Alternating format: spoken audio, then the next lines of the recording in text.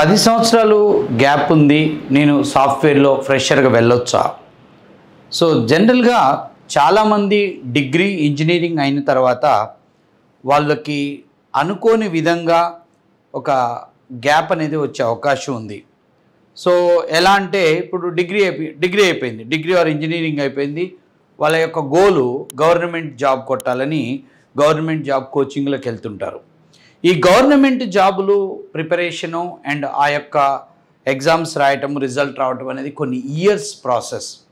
ఆ విధంగా నేను ఐడెంటిఫై చేసిన చాలామంది స్టూడెంట్స్ గవర్నమెంట్ జాబ్స్కి, బ్యాంక్ జాబ్స్కి వెళ్ళి గ్యాప్ తెచ్చుకోవడం జరుగుతుంది. ఇంకొక మూడో కేటగిరీ అమ్మాయిలు మ్యారేజ్ అయినాక వాళ్ళకి ఒక 5 నుంచి 6 సంవత్సరాలు తర్వాత వాళ్ళకి సాఫ్ట్వేర్లో జాబ్ ట్రై చేయాలనుకుంటారు.